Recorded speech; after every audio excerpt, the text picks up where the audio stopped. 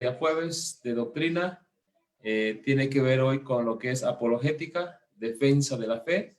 Hoy estaremos estudiando la tercera lección de apologética, defensa de la fe. Entonces vamos a estudiar la Biblia, la palabra del Señor. Así que le invito a tomar su Biblia en esta noche y vamos a leer Efesios capítulo 4, verso 5. Efesios capítulo 4, verso 5, leemos la palabra del Señor en esta noche. Gloria al Señor Jesús. Libro de Efesios capítulo 4, verso 5.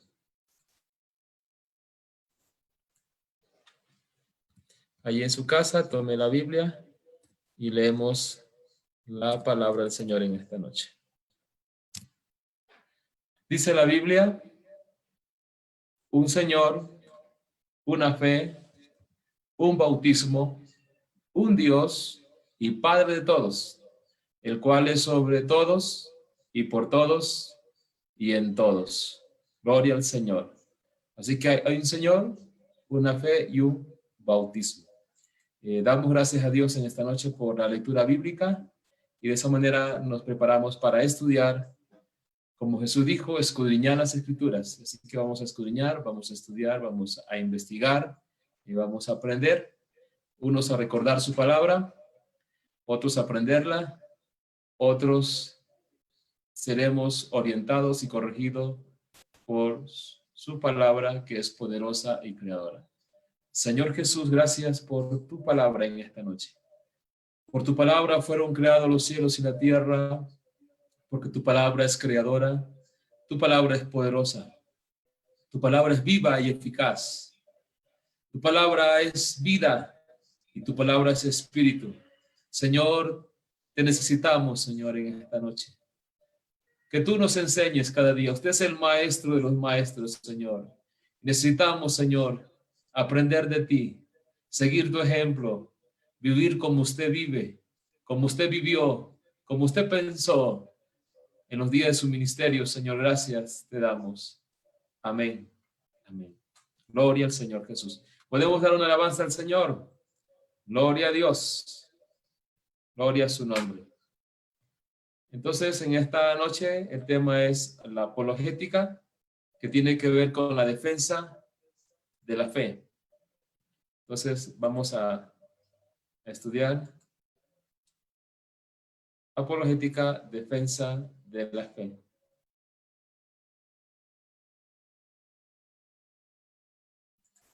Gloria al Señor Jesús. Entonces, el tema que tenemos, área formativa, apologética, que tiene que ver con la defensa de la fe. Entonces, es el estudio de hoy. Hay una pregunta: ¿salvan las buenas obras? Muchos pueden creer que si hacen buenas obras, si ayudan al prójimo, piensan que de esa manera sus obras van a ser tomadas en cuenta y que por hacer buenas obras van a ir al cielo.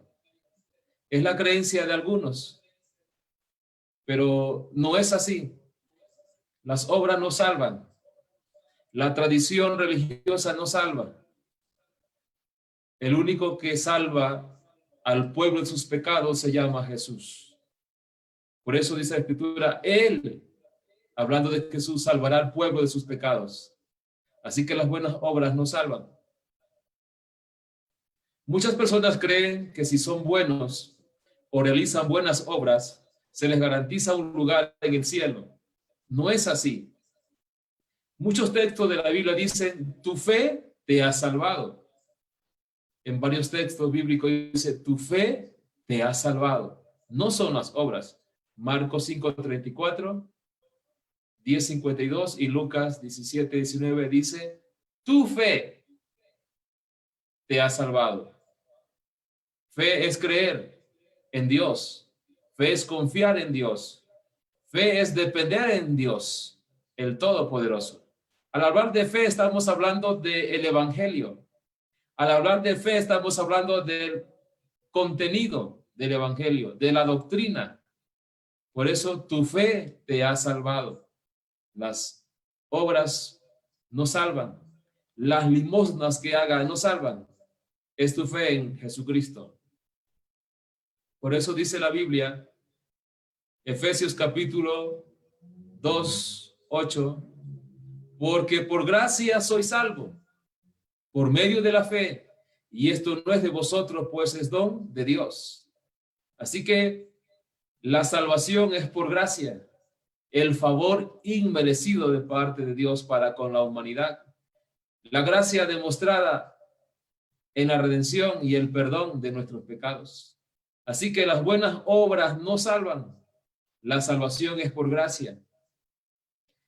Nadie puede ser justificado por sus obras. El hombre es salvo por la fe en Jesucristo. Ninguno de ustedes se ganó la salvación, sino que Dios se la regaló. Es el Dios solo el que salva. Así que, amada iglesia del Señor, las buenas obras no salvan. Las buenas obras son parte de nuestra vida diaria, de nuestros deberes con el prójimo. La Biblia se resume en dos: amar a Dios sobre todas las cosas y al prójimo como a ti mismo. Así que si está haciendo buenas obras, hágala. Siga haciendo buenas obras, pero las buenas obras no salvan a nadie, a ningún ser humano. La salvación la efectuó Dios y la salvación es por gracia. La salvación es la liberación espiritual del dominio del pecado, la liberación espiritual de la muerte, la liberación espiritual de los vicios. Así que la salvación es espiritual, efectuada por nuestro gran Dios y Salvador Jesucristo. Así que las buenas obras no salvan. Dice Efesios 2:9, no por obras, para que nadie se gloríe. Entonces, miren, las obras no salvan, las limosnas no salvan, la salvación es por la gracia, por la fe. Así que no por obras, para que nadie se gloríe. Las obras de la ley no traen salvación. La ley condenaba a muerte a los que no la obedecían a la perfección. Por eso las obras de la ley, según Romanos 3:20, no salvan. Ni Moisés pudo guardar la ley. El único que guardó la ley y cumplió toda la ley fue el Señor Jesucristo. Nadie más ha podido cumplir la ley a cabalidad, a perfección. Solo Cristo. Por eso Moisés no entró a la tierra prometida, porque no pudo cumplir con toda la ley. Solo Cristo cumplió con la ley. Por eso dice la palabra del Señor que las obras no salvan. La salvación es por medio de la fe y nada más. La fe es por el oír y el oír por la palabra de Dios. Es lo que dice Romanos 10:17. Entonces, para ser salvo hay que oír la palabra de Dios. Y al oír la palabra de Dios, nos va a dar fe. Otra pregunta: ¿por qué a la Biblia latinoamericana o católica, conocida comúnmente la página roja, tiene más libros que el canon bíblico? O dice de otra manera, ¿por qué la Biblia latinoamericana o católica, las versiones de estas son Dios habla hoy, patrocinada por la Iglesia Católica, la Biblia, la versión Jerusalén, también patrocinada por la Iglesia Católica, la Biblia latinoamericana, también, que contiene más libros que la Biblia cristiana o la versión Reina Valera 1960? ¿Por qué la Biblia latinoamericana o católica tiene más libros que la Biblia cristiana? Y la respuesta es porque le adicionaron libros apócrifos. Por eso tiene más libros. Libros apócrifos que no fueron inspirados por Dios. Así que, ¿por qué a la Biblia latinoamericana o católica tiene más libros que el canon bíblico? El canon bíblico se cerró en el año 100 después de Cristo aproximadamente, ¿sí? Los 66 libros. Pero el canon católico fue cerrado en el siglo XV aproximadamente. Los libros apócrifos, o también llamados deutrocanónicos, apócrifo tipo de ocultos, y en el lenguaje teológico o técnico se llama libros deutrocanónicos, apócrifos o deutrocanónicos. Estos libros que no son inspirados por Dios, sino que más bien fueron anexados por la Iglesia Católica en el Concilio de Trento, en el año de 1546 después de Cristo, declaró 11 de los libros como canónicos la Iglesia Católica, y estos aparecen en ediciones católicas modernas de la Escritura. Entonces, por eso la Biblia católica tiene más libros, porque se le aumentó los libros apócrifos en el Concilio de Trento en 1546 después de Cristo. Esa es la razón. Libros que no fueron inspirados por Dios. Prueba es que ninguno de los escritores del Nuevo Testamento hace referencia a estos libros apócrifos. Y ni siquiera Jesús los nombró, hablando de los libros apócrifos o deutrocanónicos. Son libros llamados apócrifos que solo fueron incluidos por la Iglesia Católica. Prueba de esto, libros no son de inspiración divina, más bien pueden tener historia. Estos libros apócrifos también tienen mitos. Estos libros apócrifos también tienen ritos. Estos libros apócrifos también hacen sincretismo religioso. El sincretismo religioso tiene que ver con mezclar cosas de la Biblia con paganismo. Entonces, el sincretismo es una mezcla de paganismo de las cosas del Señor. Por eso estos libros apócrifos, Macabeos mismo dice que no eran inspirados. Miremos lo que nos dice Macabeos,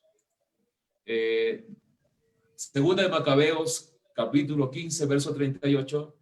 Voy a usar la versión Dios habla hoy, que contiene este libro. Y dice, hablando de los libros apócrifos, dice Macabeos 15, 38, dice, sí está bien escrita y ordenada, es lo que dice el escritor de Macabeos. Esto fue lo que me propuse. Y dice, sí es mediocre y sin valor. Solo eso fue lo que pude hacer. Es lo que dice este libro de Macabeos, apócrifo deutrocanónico. Él dice que está escrito, que está ordenado, y que eso que hizo él es mediocre y sin valor. Es lo que expresa este mismo autor. Mediocre y sin valor. El 39, según de Macabeos 5:39, estoy mirando el libro apócrifo. Así como no es agradable beber vino ni agua solo, en tanto que beber vino mezclado con agua es sabroso y agradable, según este libro apócrifo, al gusto. Del mismo modo, en una obra literaria, la variedad del estilo agrada a los oídos de los lectores. Y con esto termino mi relato. Entonces, esto dice el contexto que era mediocre y sin valor. Entonces, ¿quién describe esto? El mismo libro apócrifo. A diferencia también de otro libro apócrifo que es Tobías. Tobías dice que para reprender a un demonio tenían que coger un pez, sacarle el hígado, sus entrañas internas y hacerle un saumerio, según este libro apócrifo de Tobías, y el demonio se iba a ir. Esto contradice lo que dice San Marcos 16, y estas señales seguirán a los que creen en mi nombre, echarán fuera demonios. Entonces, por eso esos libros apócrifos no fueron aceptados en el canon bíblico. Por eso el canon bíblico judío tiene 66 libros, a diferencia de otra versión católica que tiene aproximadamente 83 que registran. Entonces, hermanos, es importante que usted conozca por qué la versión latinoamericana o la Biblia católica tiene más libros y por qué el canon bíblico tiene menos, es porque ellos le aumentaron en el siglo XV aproximadamente más libros que no son inspirados. Se les llama libros apócrifos o libros deuterocanónicos que no son inspirados por Dios. Y continuamos entonces con este estudio en esta noche. Un Señor y Padre de todos. Es otra pregunta que dice, no, es que Dios es Padre de todos. Nos encontramos con algunas personas que dicen, no, unos dicen, Diosito me ayuda, Diosito me guarda. Pero no es correcto que usted use la palabra Diosito, porque Dios no es, la palabra Diosito es un verbo diminutivo.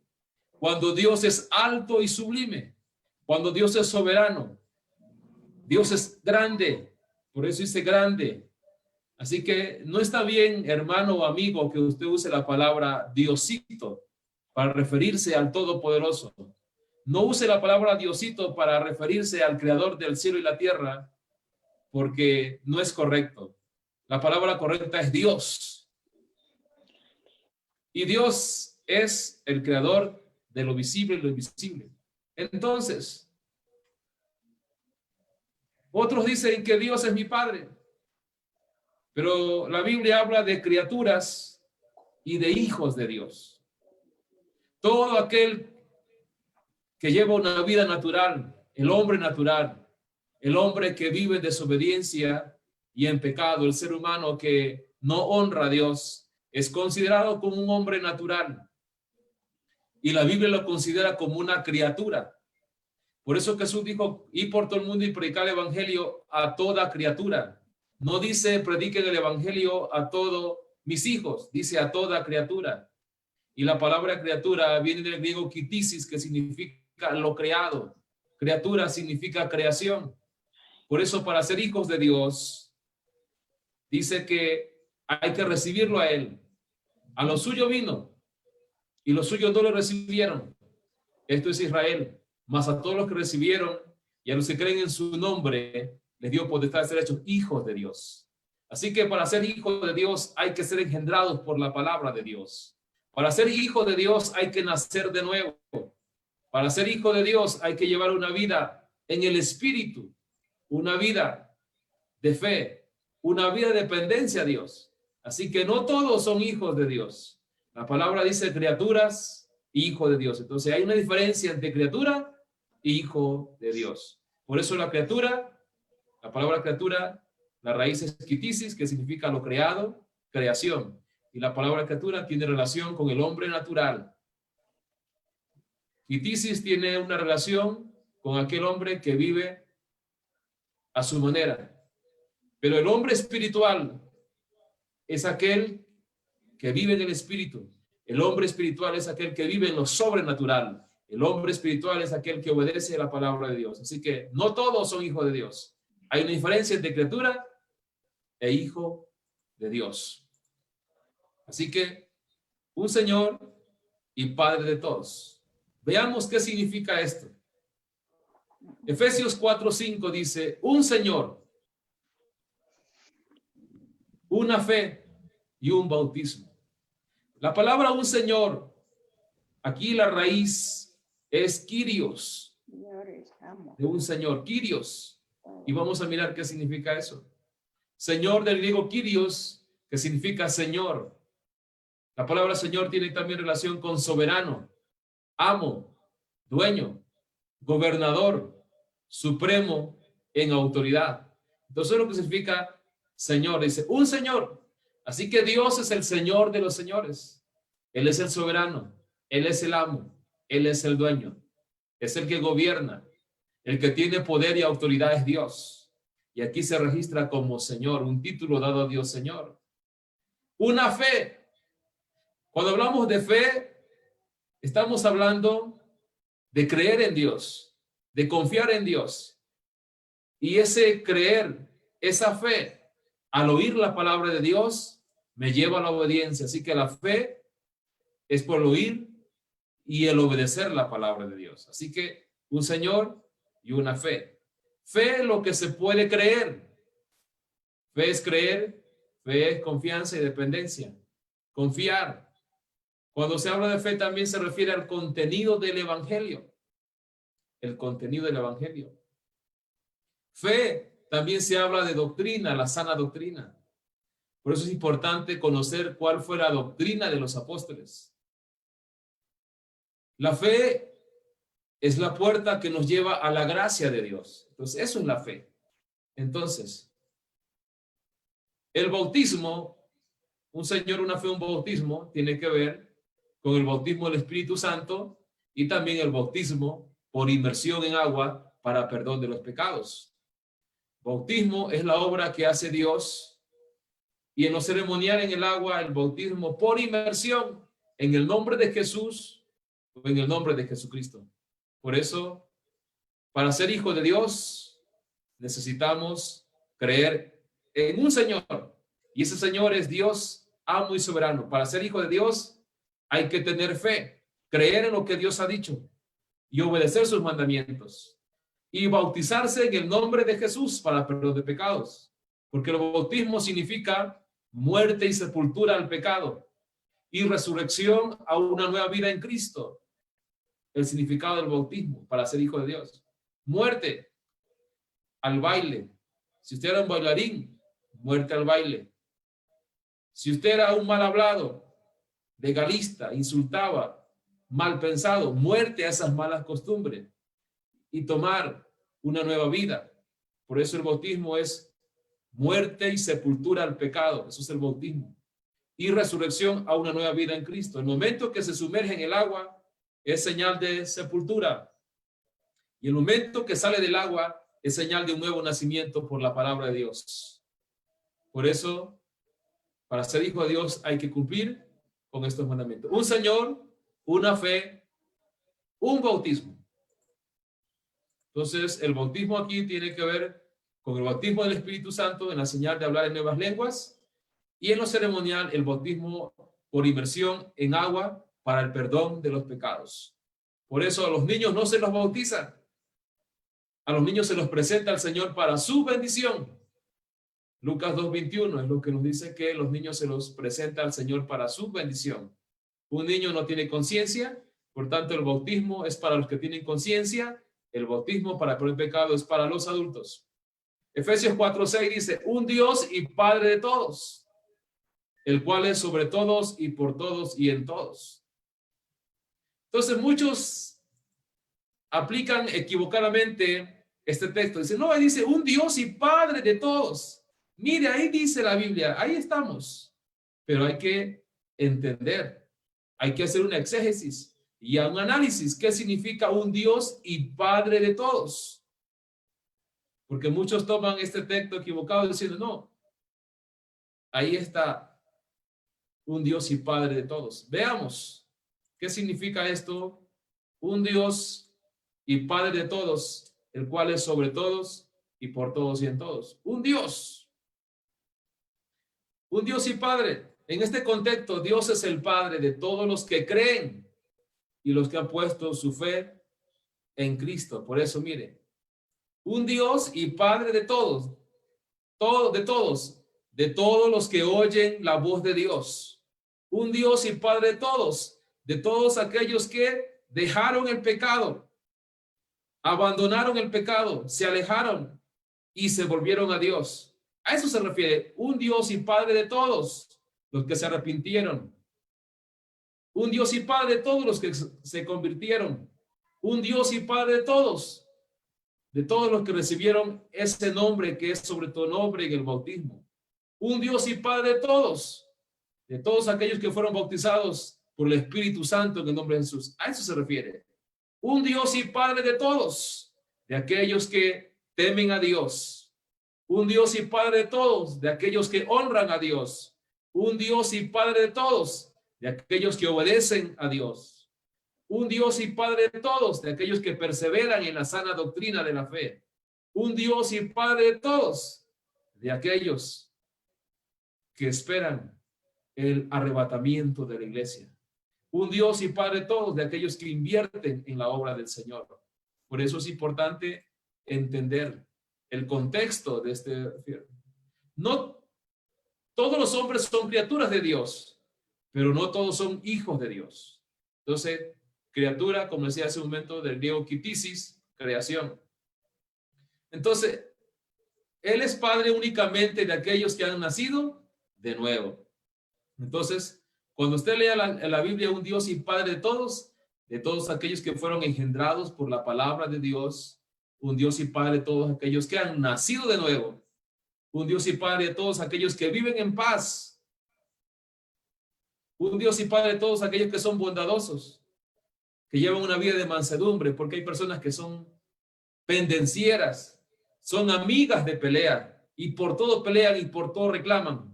Un Dios y Padre de todos los que aman la paz. Un Dios y Padre de todos aquellos que siguen la paz, que dijo Jesús, mi paz os dejo, mi paz os doy. Un Dios y Padre de todos aquellos mansos y humildes, no de aquellos legalistas, de aquellos que por todo reclaman y echan las culpas a otros cuando los culpables son ellos mismos. Se toman cosas a pechos que no son para ellos. Por eso un Dios y Padre de todos los que viven en paz y en santidad. Un Dios y Padre de todos. Entonces, es importante considerar lo que dice la palabra del Señor.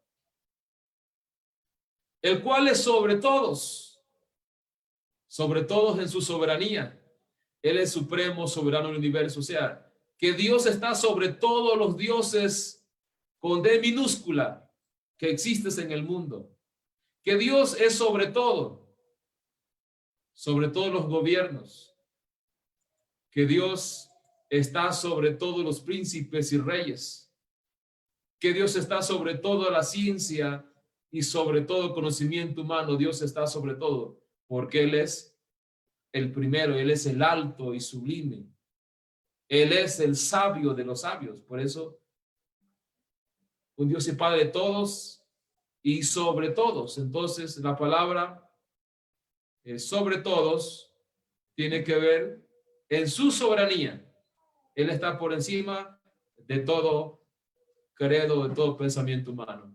Por todos, su poder actúa en medio de todos y de todos. Su poder actúa en medio de todos y de todos. Y en todos, su espíritu. Porque Dios es espíritu, Él mora en todos los creyentes y está presente en todo lugar al mismo tiempo. Entonces, sobre todos, en su soberanía, por todos, su poder, que actúa en medio de todos y de todos, y en todos, su espíritu, que mora en todos los creyentes y está presente en todo lugar al mismo tiempo. Gloria al Señor Jesucristo. Entonces, hemos mirado en esta noche varios puntos, que la salvación no es por obra, que la salvación es por fe, la salvación es por gracia, no es por obra, para que nadie se gloríe. También hemos mirado que ¿por qué la Biblia latinoamericana tiene más libros que el canon bíblico? Porque el canon bíblico registra 66 libros inspirados de la Biblia, concluyendo ya 66 libros, tiene la Reina Valera, el canon bíblico que se cerró en el año 100 aproximadamente después de Cristo, a diferencia de la latinoamericana, de las versiones católicas, que hicieron un registro de libros apócrifos o también llamados deuterocanónicos, que registra aproximadamente, ellos registran en ciertas versiones 83 libros. ¿Por qué se aumentan? Porque ellos registran libros apócrifos. Y el otro punto es que Dios es Padre de todos, pero no de todos los hombres, de todos los humanos, sino que Dios es Padre de aquellos que han sido engendrados por la palabra de Dios y aquellos que han nacido de nuevo. Dios es Padre de todos, de los arrepentidos, de los convertidos y de los obedientes. Entonces, lo que hemos podido estudiar en esta noche, así que le esperamos para el próximo jueves poder continuar con esta línea de apologética, que es defensa de la fe. Demos gracias a Dios en esta noche. El soberano Dios eterno, te damos gracias porque nos orientas, nos enseñas, nos capacitas a través de tu palabra. Te ruego que bendigas, Señor, a tu iglesia, a los amigos que nos escuchan a través de estas redes sociales. Señor, que está tu les abras el entendimiento, que ellos puedan comprender y entender que solo tú eres Dios y que puedan recibirte en esta noche como Señor y Salvador. Gracias, Jesús. Amén. Amén. Gloria al Señor Jesús. Gracias a Dios por su palabra en esta noche, amada iglesia del Señor y amigos que nos están a través de las redes. Esperamos para una próxima oportunidad seguir compartiendo la palabra del Señor Jesucristo. Así que podemos saludarnos en esta noche, cada uno de nosotros. La paz